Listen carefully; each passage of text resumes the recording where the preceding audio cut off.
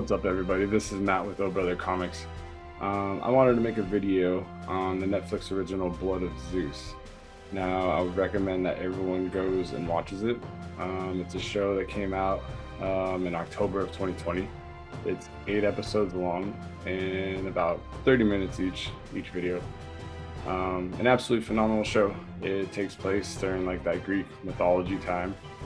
We have all our characters like Zeus and Hera, Poseidon, Apollo, all those dudes.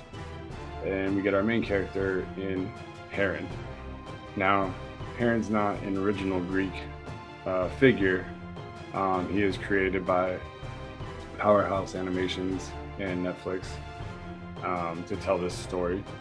And I think it's really cool. I've always really appreciated like the Greek mythology, as it's kind of like the original superheroes, you know, back in the day. And of course there was, you know, stories told before them, but you know, nowadays we have stories of our, you know, our superheroes have capes, you know, Superman, Batman, Justice League, X-Men, like all those dudes. But these are the stories that, you know, people were telling their kids, and you know, reflecting their societies and what they valued and things like that. So I always just appreciate you know, that lore. So getting into it though, we have our main character named Heron, who is kind of like a Hercules kind of character. He's you know, son of Zeus, half human, half god, and you know, has super strength and durability and things like that. And he becomes like the emerging hero. And then on the flip side, we have the antagonist, who is Seraphim, who ends up being his twin half brother. And it's really good. They do really good. The action is really good. The pacing is really good. The storytelling is really good. I never found myself like bored. I never found myself like feeling like I was watching like a filler episode or some filler scenes. I think the writers did really well keeping me as the audience engaged the whole time. Like the action is really fun. It's very captivating, very entertaining, and then getting to know the characters was really fun as well, and seeing all the dynamic.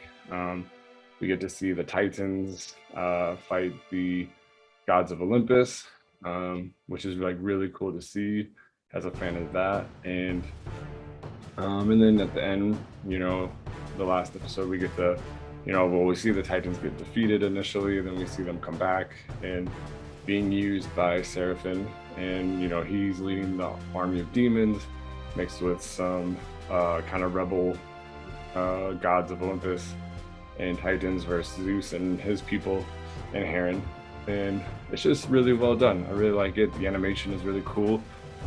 I would compare it to like kind of a 90s style cartoon, but with kind of just some updated flair, just a little more tight, like a little updated looking. So, and it's really good. Yeah, I think all around was really good. And then yeah, so the action was great. All the relationships were really cool.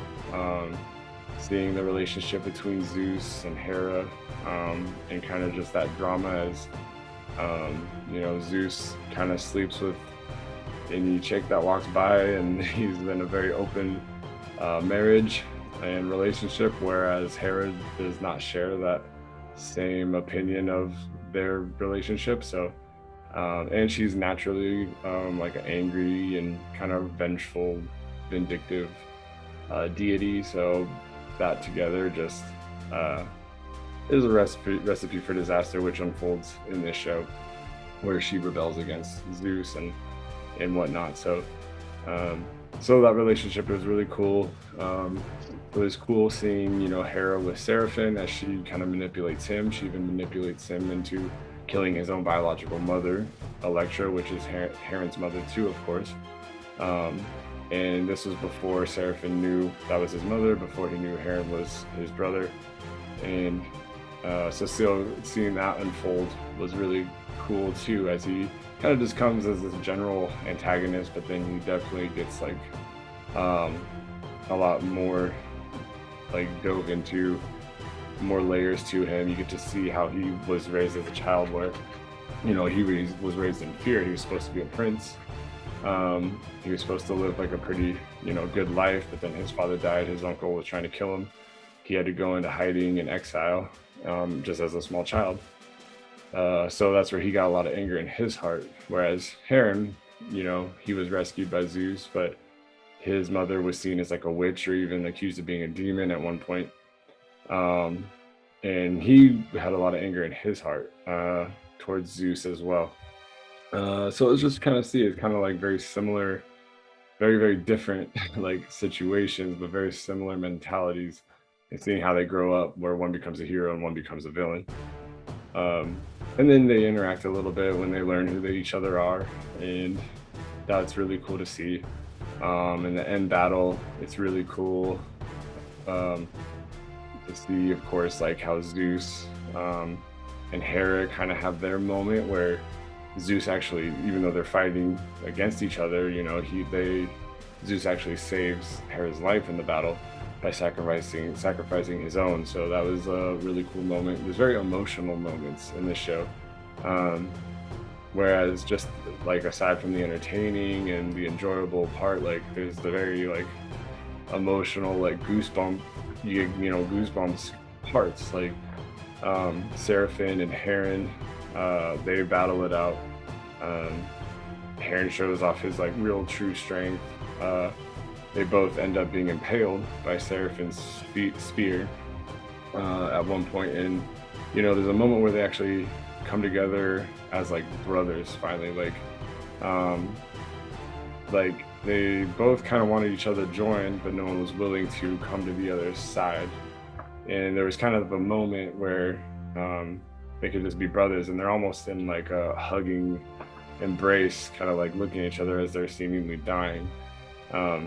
But then Heron ultimately lights him up. Like he has more power than he even knew.